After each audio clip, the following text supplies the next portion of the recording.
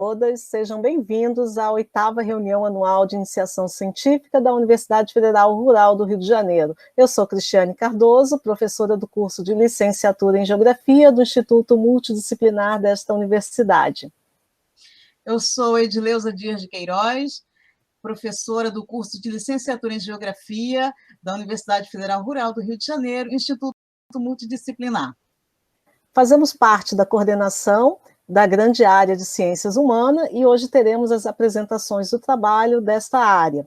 A sessão terá duração de 1 hora, com vídeos de 3 minutos cada. A listagem das apresentações está disponível no site do evento e na descrição do vídeo.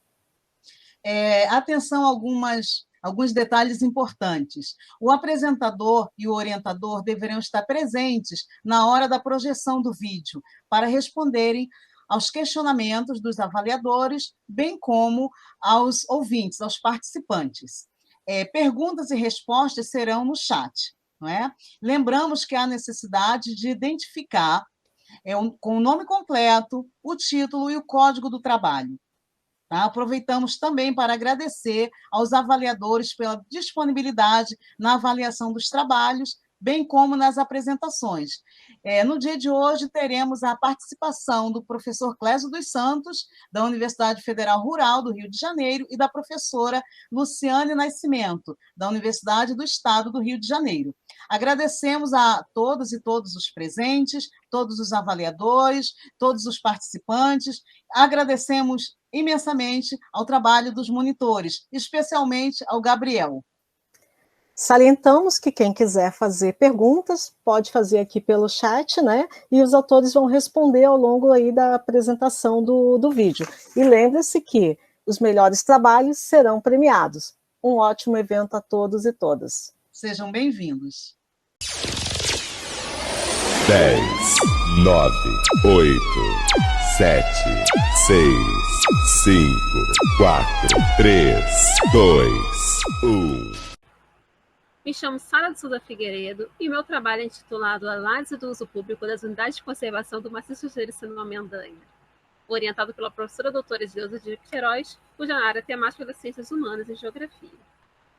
E para introduzir, é importante destacar que o termo unidade de conservação é atribuído a esses espaços que buscam preservar as amostras representativas de ecossistemas naturais, que justificam por providenciar inúmeros benefícios à sociedade. E a questão da unidade de conservação, essa reflexão, a questão do uso público repreendido nesse espaço, é um objeto importante de análise. Justificativa. E como considerarmos a importância das pesquisas relacionadas à questão do uso público da unidade de conservação, subsidiando ações mais eficazes de planejamento, atividades para os visitantes, bem como o monitoramento das transformações territoriais, particularmente em locais que apresentam remanescentes importantes a serem preservados. E é de grande importância da visibilidade ao maciço Jericino Amendanha, tendo em vista as inúmeras peculiaridades que ele tem, né? Por estar localizado no Rio de Janeiro, em parte também no município da Baixada, e ter uma grande bacia de abastecimento importante.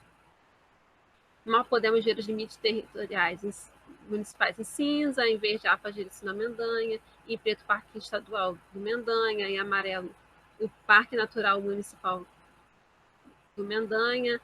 Em laranja temos o Parque Natural Municipal de Mesquita e em roxo o Parque Natural Municipal de Nova Iguaçu. O objetivo principal central da pesquisa é mapear as informações físico-ambientais de unidades de conservação localizadas no Maciço Jericino Amendanha e avaliar a questão do uso público das mesmas. Os caminhos metodológicos percorridos foram a pesquisa bibliográfica, documental, observação em locos, trabalho de campo, questionários com gestores e estudo e análise das condições de implementação dos planos de manejo. Aqui estão alguns dos resultados de discussões que obtivemos ao longo da iniciação científica no Maciço Jericino Amendanha, de 5 categorizações diferentes, né, porém 2 delas apenas que possuem planos de manejo, que apontam desde já, né, algumas das debilidades. A gestão das unidades de conservação precisa que a população fosse mais participativa para que houvesse uma melhor percepção ambiental. Em síntese, seria necessário que os planos de manejo fossem mais próximos da realidade e que não fossem tão romantizados, né? Ressalta-se a importância de favorecer o cuidado com o parque, o sentimento de pertencimento e a relevância ambiental que há nele. despertando interesse de forma mais extensiva e a comunidade do entorno. As considerações finais é que a pesquisa se encontra finalizada e a iniciação científica capacitou o desenvolvimento de uma pesquisa acadêmica com a intensidade de gerar um retorno à sociedade. Agradeço desde já a professora doutora Direzodia de Queiroz por todo apoio e atenção na orientação e ao CICPBIC pela contribuição à formação. E aqui estão alguns dos referenciais teóricos que contribuíram ao longo da pesquisa. Obrigada. Olá a todos, meu nome é Marcos Vinícius, sou do curso de licenciatura em Geografia. Esse trabalho foi desenvolvido a partir da orientação do meu professor Clésio dos Santos. Nós somos da Universidade Federal Rural do Rio de Janeiro, Instituto Multidisciplinar, no qual pesquisamos o ensino de geografia e a formação de professores na Colômbia e no Brasil, mas dando um foco maior no território colombiano. O projeto teve, então, seu início em 2019, finalizado em 2020, no qual nós estudamos a história do ensino de geografia no território colombiano e como isso vem se desenvolvendo até hoje.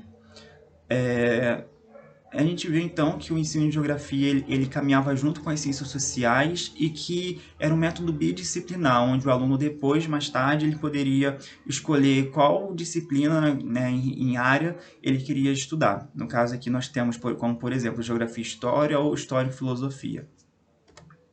O objetivo é analisar como o ensino de geografia vem se desenvolvendo até os dias atuais e pensar formas de ensinar geografia.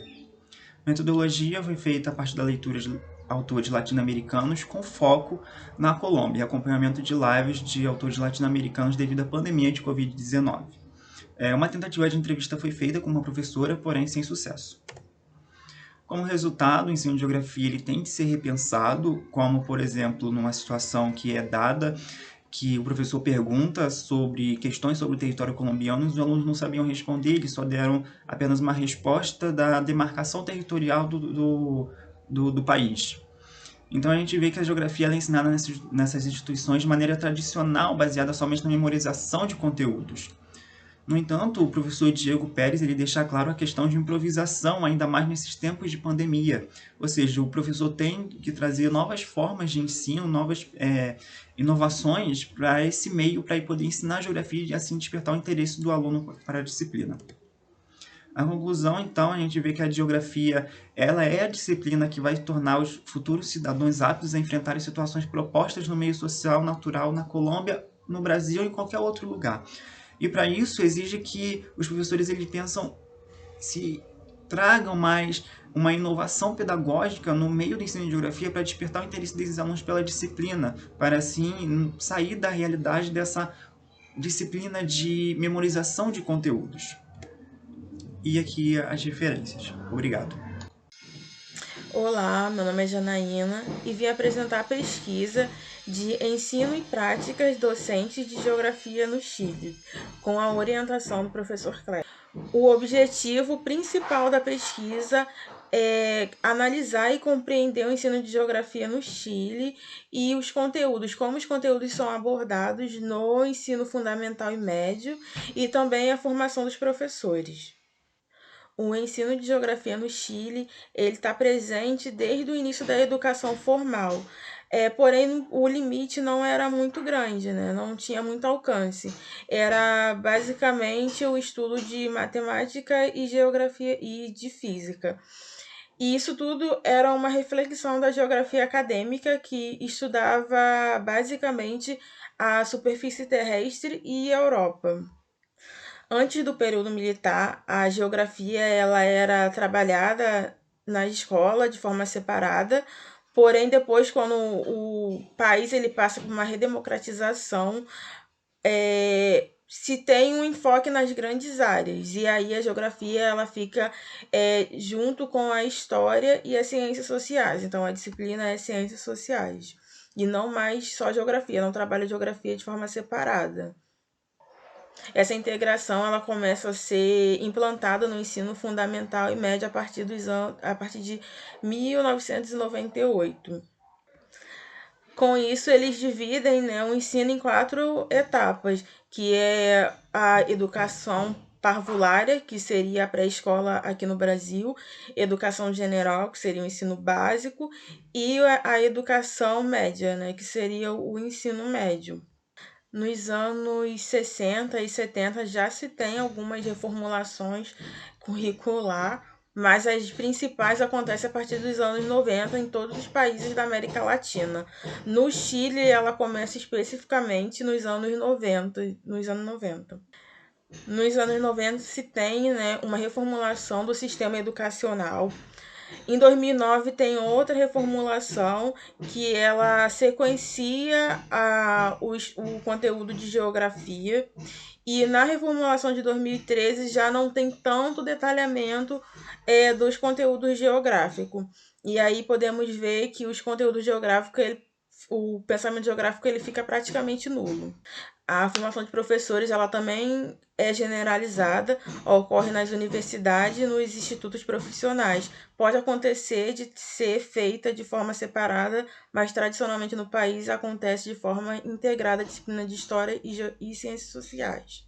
Podemos concluir que o ensino de geografia acoplado junto com outra disciplina não deixa muito enfoque os conteúdos geográficos e também prejudica a formação dos professores porque não dão muita importância ao ensino de geografia, porque tem que estudar e aprender outros conteúdos, não somente os geográficos. É isso, muito obrigada a todos e todas. Olá, meu nome é Gabriela Carvalho Nunes, eu sou estudante de Geografia na Rural, no Instituto Multidisciplinar, e hoje eu vou apresentar para vocês o meu projeto de pesquisa da iniciação científica, que o título é Análise dos Indicadores de Água e Esgotos da Série Histórica do Sistema Nacional de Informações sobre Saneamento, SNIS, para os municípios da Baixada Fluminense. E o meu orientador é o professor Kleber Marques de Castro. Bem, a Baixada Fluminense é composta por 13 municípios e está localizada na região metropolitana do Rio de Janeiro. A Baixada sofre com sérios problemas na questão do acesso ao saneamento básico, e isso pode se configurar no que nós chamamos de território de risco, em que os territórios periféricos tendem a ter mais problemas com relação ao acesso a serviços básicos. A metodologia desse trabalho consistiu na pesquisa bibliográfica e na coleta de dados, primeiro no Sistema Nacional de Informações sobre Saneamento, o SNIS, nos anos de 2015 a 2018, e o Plano Nacional de Saneamento Básico, o PlanSab 2013. A partir da junção dessa pesquisa bibliográfica com essa coleta de dados, nós pudemos construir tabelas e avaliar os índices em ideal, satisfatório e insatisfatório. O primeiro índice do SNIS a ser avaliado foi o Índice de Atendimento Total de Água, e ele representa a porcentagem da população de cada município que é atendida com o abastecimento de água. Aqui no quadro a gente pode perceber que só 4 municípios conseguiram se manter no considerado ideal, que é acima de 90%, enquanto 5 municípios se mantiveram no considerado insatisfatório, que é abaixo de 80%. O outro índice a ser avaliado é o índice de perdas na distribuição, e ele representa a porcentagem de perdas na distribuição de água. Então se espera desse índice números baixos, e ele se configura como importante para poder medir a eficiência da prestação dos serviços de cada empresa e em cada município. E a gente pode perceber no quadro que a maioria dos municípios se manteve no considerado satisfatório. O próximo índice é o índice de coleta de esgoto, e ele representa a porcentagem de esgoto produzido que é coletado. No quadro, a gente pode perceber que ele está todo vermelho, então todos os municípios que apresentaram dados se encontram no que nós consideramos insatisfatório, que estão em branco, não deram respostas para esse índice. E o último índice é o índice de tratamento de esgoto, e ele representa a porcentagem do esgoto produzido que é tratado, e a gente pode perceber que o quadro é muito parecido com o quadro anterior, em que a maioria dos municípios se mantém no insatisfatório. Nós percebemos através da nossa pesquisa que a questão do esgotamento sanitário é ainda pior do que a questão do acesso à água, e isso precisa ser urgentemente resolvido, porque além de ser uma questão do direito dessas pessoas ao saneamento básico, é também uma questão de saúde da população de cada município. Aqui eu reuni as referências para a minha apresentação e muito obrigada pela atenção de todos vocês. Olá a todos e a todas. Me chamo Luísa Viana Borges e estou aqui para apresentar a pesquisa Análise Comparativa de Indicadores de Água e Esgoto em Belford Roxo e Japeri, na Baixada Fluminense, visando a gestão de riscos ambientais. A pesquisa foi desenvolvida com o professor orientador Kleber Marques de Castro. A pesquisa teve como objetivo a análise dos indicadores de destino de esgoto e do abastecimento de água do Sistema Nacional de Informações sobre Saneamento, o SNS, dos municípios de Belford Roxo e Japeri, na Baixada Fluminense, por meio de suas áreas de ponderação, utilizadas pelo IBGE como medida para os censos de 2000 e 2010, a fim de que pudéssemos identificar possíveis territórios de risco nesses municípios. Sobre os indicadores de destino de esgoto, como vocês podem observar na tabela apresentada, temos os dados de 5 áreas de ponderação de Belford Roxo e de Japeri, sobre o destino de esgotamento sanitário da rede geral de esgoto em comparação com os valores totais. Observamos que em Japeri a quantidade de domicílios por área de ponderação é menor do que em Belford Roxo, e que em Belford Roxo ocorre também a maior disparidade entre o total e o que é efetivamente atendido pela rede geral de esgotos. Quando analisamos a diferença entre os valores de disparidade de Nova Aurora e da área 002 de Japeri, o maior e menor número, percebemos uma diferença de 9.851 domicílios. Já nos indicadores de abastecimento de água pela rede geral de distribuição, em comparação com o total de domicílios da área de ponderação, percebemos que Belford Roxo continua liderando as disparidades de atendimento. Entretanto, a área de Areia Branca, embora com maior número total de domicílios, apresenta também um dos menores valores de disparidade. Os resultados da pesquisa mostram as desigualdades entre o atendimento total e o atendimento efetivo dos indicadores em Belford Roxo e Japeri, além dos valores distintos das áreas de ponderação dentro da mesma região da Baixada Fluminense. A conclusão que chegamos é que os municípios se encontram longe de cumprirem as metas para 2023 do Plano Nacional de Saneamento Básico. E com esses dados, podemos entender previamente como a pandemia de Covid-19 se alastrou tão rapidamente pela região da Baixada Fluminense. Essas são algumas das nossas referências utilizadas e aproveito para agradecer ao professor Kleber. Olá, eu sou Bruna Monteiro, eu sou bolsista de iniciação científica pelo PIBIC-CNPq e orientada pelo professor Leandro Dias de Oliveira. A nossa pesquisa se intitula Turismo Cervejeiro e Empreendedorismo Urbano, um estudo sobre a cidade de Nova Friburgo, Rio de Janeiro. No ano de 2020, o Rio de Janeiro superou a marca de 100 cervejarias registradas e ocupa hoje a posição de 6º lugar no ranking nacional. Possui um crescimento de 21,4% ao ano, o que representa um crescimento bem expressivo se comparado a outras atividades econômicas presentes aqui no estado. Aqui a gente tem um mapinha da localização do município de Nova Friburgo dentro do estado do Rio. Ele está na região serrana. Nosso objetivo central com esse trabalho é tentar compreender, à luz da geografia, o fenômeno turístico cervejeiro em Nova Friburgo, e englobando também essa dimensão espacial da rota cervejeira, e também as mudanças produtivas, urbanas e turísticas dessa emergente estruturação econômica. Por metodologia, fizemos uma extensiva revisão bibliográfica acerca do tema e construção de mapas através do Quantum GIS, a partir dos dados levantados, o que permitiu a sistematização e espacialização dos mesmos. A rota turística cervejeira vai terminar ampliando a oferta turística do estado, fortalecendo e consolidando a região serrana, com medidas que incentivem a produção cervejeira, além de interligar todas as faces envolvidas nesse desenvolvimento turístico, como as experiências gastronômicas e culturais. Aqui tem um mapa que eu tive a oportunidade de produzir durante esse tempo de pesquisa, que mostra a distribuição das cervejarias nos distritos de Nova Friburgo. Esse outro mostra a distribuição das cervejarias inteiras da rota, que atualmente são 25, distribuídas nesses 5 municípios integrantes. E o outro mapa são dos municípios integrantes da rota dentro do estado do Rio.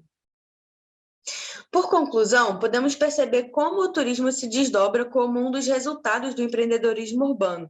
Este vem se firmando como um importante instrumento estratégico para auxiliar na atração dos investimentos externos e também atuando diretamente na urbanização como forma de competitividade das cidades. Há uma integração dos municípios vizinhos a partir da cerveja artesanal, o que vem por redinamizar as economias locais e também promover o desenvolvimento regional. É um novo tipo de industrialização do espaço, com uma indústria muito mais vinculada ao setor de consumo e serviços, configurando o atual estágio do capitalismo flexível. E também a atividade turística tem sido determinante para que aconteça essa reestruturação econômica e espacial. Aqui são algumas referências utilizadas e muito obrigada.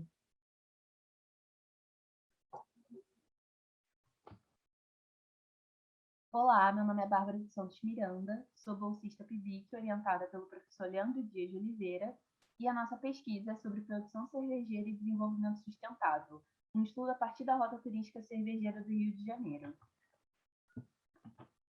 A produção cervejeira, ela cresceu num nível exponencial na última década, principalmente quando se trata de cervejas artesanais na região serrana fluminense, com destaque para as cidades de Teresópolis, Petrópolis e Nova Friburgo.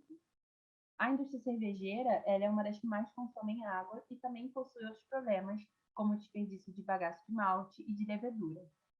Ocorre, então, a necessidade de implantação de medidas sustentáveis para reduzir o impacto ambiental causado por essa produção, e eu coloquei algumas dessas medidas aqui, que são a produção mais limpa, os mecanismos de desenvolvimento limpo, a pegada hídrica e as metas de consumo de água.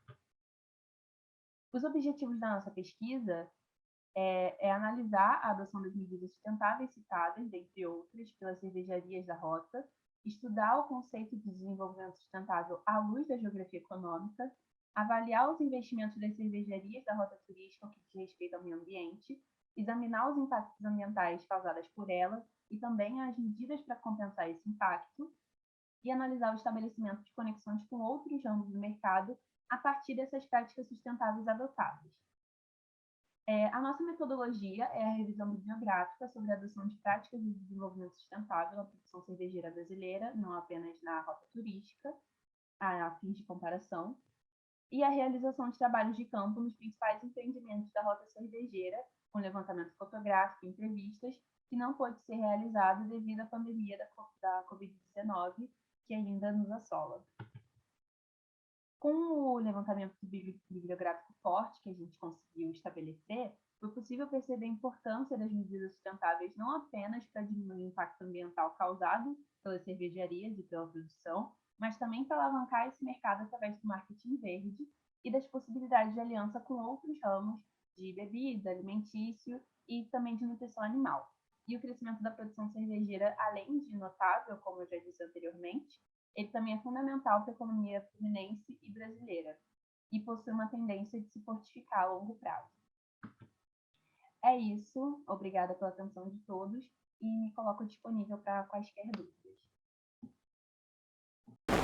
Olá a todos e todas, meu nome é Marcos de Albuquerque Coutinho, sou aluno do curso de graduação em Geografia pela Universidade Federal Rural do Rio de Janeiro e bolsista de iniciação científica pela Fundação de Amparo à Pesquisa do Estado do Rio de Janeiro. Sou orientado pelo professor pós-doutor Leandro Dias de Oliveira e a minha pesquisa se intitula Geografia Econômica e Produção Cervejeira, Debates Contemporâneos. A proposta da minha pesquisa é traçar um diálogo entre a geografia econômica, a geografia da indústria e também a geografia regional, para então fazer um estudo aprofundado acerca das características e também das dimensões produtivo-comerciais no estado do Rio de Janeiro. Mas não somente isso, também acompanhar e estudar a história do consumo e da produção da cerveja no território brasileiro. Sendo assim, os objetivos que permeiam a minha pesquisa é a realização de um levantamento extensivo de dados da produção cervejeira no estado do Rio de Janeiro, uma revisão bibliográfica qualificada com relação ao fenômeno cervejeiro, para que assim eu possa ter um aporte teórico para trabalhar com o tema, a sistematização de exercícios geográficos, para que assim eu possa criar um mapa inteligente e entender cada qual estão localizados os principais produtores do ramo cervejeiro no estado, e por último, mas não menos importante, estudar o modelo de produção cervejeiro, a aproximação do produto para com seus principais empreendedores e também a comercialização dos produtos cervejeiros no estado. Por tudo isso dito, os resultados parciais que eu obtive através das leituras qualificadas e também através da minha orientação é que eu pude compreender como se deu os primeiros indícios da cerveja no território brasileiro, analisando a sua história e também a sua evolução, por se tratar de uma bebida com alto grau de complexidade, no que toca à sua elaboração e também por ser uma bebida tradicionalmente europeia. Além disso, pude constatar alguns aspectos referentes ao empreendedorismo e mundo do trabalho, que para Ricardo Antunes, que é um grande sociólogo e estudante do campo do trabalho, afirma que há uma constante reformulação do campo trabalhista, o que assume novas morfologias, muito impulsionadas pelo efeito do capital. E por último, busco relacionar minha pesquisa a um âmbito mais específico, ao município de Seropédica, que é um município que constantemente implementa novos empreendimentos no ramo industrial e também no ramo logístico e que proporciona diversas transformações sociais e econômicas no município. Queridos, a cerveja move sentimentos, a cerveja movimenta a economia e a cerveja estimula a pesquisa. Agradeço a oportunidade. Olá a todos e todas, o meu nome é José Filipe Figueira Mendes. O título da minha pesquisa é Um Casamento Perfeito, Visione Baixada Fluminense, Representações de Novas Formas na Área Central de Nova Iguaçu, sendo essa pesquisa orientada pelo professor Márcio Rufino Silva. Bom, o primeiro aspecto, foi a gente tentar entender que estigma que Nova Iguaçu carrega, sendo um município da Baixada Fluminense, uma região conhecida pelo histórico de pobreza, violência e miséria, Qual o estigma que Nova Iguaçu carrega, então, para o recebimento desses investimentos de luxo, para a classe alta e média e média alta?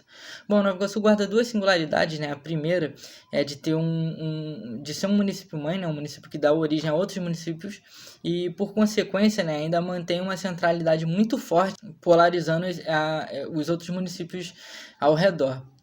Para entender a dinâmica do mercado imobiliário atual, nós buscamos no passado, com o declínio dessa cultura pós Segunda Guerra Mundial e com a chamada febre dos loteamentos, das terras rurais subvertidos agora à lógica urbana, Então, o Sopé da Estrada de Madureira sendo uma área mais preservada para futuros investimentos mais rentáveis, Inclusive, como nós podemos perceber nos investimentos da Visione, Como metodologia, o nosso trabalho, nós realizamos um trabalho de campo pela Estrada de Madureira, com o nosso grupo Espaço Crítico até o centro. Foi muito importante ver para toda a dinâmica do Minha Casa Minha Vida até os investimentos do centro. Também foram realizados campos no centro de Nova Iguaçu sob a perspectiva da deriva dos situacionistas, para experimentar a cidade, vivenciar a cidade, as dinâmicas e conversar com os próprios moradores sobre a percepção que eles têm das mudanças que ocorrem no município. Também buscamos enxergar, ver a análise do material de propaganda da Visione, engenharia disponibilizado por ela mesma, para a gente perceber a imagem que a própria empresa tem dela mesma, Então, como a gente vê a maior concentração também dos municípios da Visione, a Visione, que é uma empresa que, apesar de se localizar na Gávea, ela se orgulha de ter o DNA da Baixada, e faz questão de sempre de ressaltar nas propagandas dela dos investimentos as benesses que se tem em Nova Iguaçu, as grandes benesses, como um shopping ou a proximidade com alguma estrada, Bom, a conclusão da nossa pesquisa, pôde-se constatar que a partir das propagandas, que os lançamentos eles têm a pretensão de uma criação imagética por parte da construtora para Nova Iguaçu. A ligação da Visione à Baixada Fluminense, a nosso ver, se dá a fim de conseguir algumas vantagens, que é a imaterial, ao ver a si mesma como pioneiro de prédios diferenciados na região, e a material no imbricamento com o poder público, em nosso caso específico com a Prefeitura de Nova Iguaçu. Bom, essas são as referências e obrigado. Olá, eu sou o Júlio Majerovic e vou apresentar hoje para vocês a pesquisa Políticas Públicas de Saneamento Básico e Território Usado, uma análise dos municípios da Baixada Fluminense integralmente inseridos na região hidrográfica 2 do Rio Guandu, 2000-2020. Uma pesquisa minha sob a orientação do professor André Santos, com apoio financeiro do CNPq. A gente tem como justificativa para a pesquisa que o saneamento básico e a água são princípios a serem universalizados, isso é defendido tanto pela ONU quanto por legislações brasileiras, como por exemplo a Lei 14.026, que é o marco regulatório do saneamento básico, que foi alterado no ano passado. Os objetivos da pesquisa são analisar as políticas públicas de saneamento básico nos municípios do extremo oeste metropolitano, com ênfase em Seropédica, e comparar as desigualdades. Para isso a gente usa a teoria do território usado, de Milton Santos e Maria Laura Silveira, que pretende imprecisar o território e não ver o território somente como relação de poder, e sim o território usado em si, ou seja, os sistemas técnicos e sua relação social com o meio. Para a elaboração da pesquisa, a gente fez leituras de Léo Heller, Sandra Menicucci e Raquel de Albuquerque, que nos mostram o percurso das políticas públicas de saneamento no Brasil. Eric Swindle, que mostra as relações do mercado e do setor de saneamento no mundo inteiro. Milton Santos e Maria Laura Silveira, que vai nos dar a noção de território usado, além do relatório do IPEA, que vai nos mostrar as assimetrias da distribuição do saneamento básico no território brasileiro. Para a gente comparar as assimetrias do território, a gente utiliza mapas. Para isso, a gente usa a ferramenta Censo-IBGE no site Vinconsaga, que espacializa os dados do censo por setor censitário, e a gente pode selecionar os atributos que a gente quer usar. Nesse caso, a gente usou os dados de V002, V017 e V012. E a gente cria um índice a partir da seguinte expressão: V017 dividido por V002 mais V012 dividido por V002. E a partir dessa expressão, a gente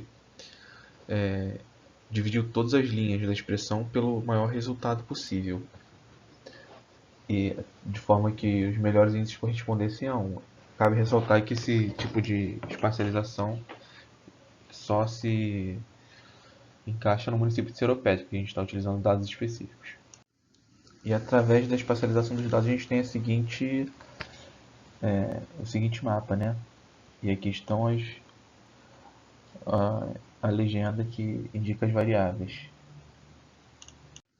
E a partir do mapa a gente tira a conclusão parcial de que as áreas urbanas e de maior poder aquisitivo, principalmente onde passa a antiga estrada de São Paulo, contém maior distribuição das redes técnicas, enquanto as regiões rurais e de gente com menor poder aquisitivo não conta com tanta distribuição, o que revela a desigualdade no município. E essas são nossas bibliografias.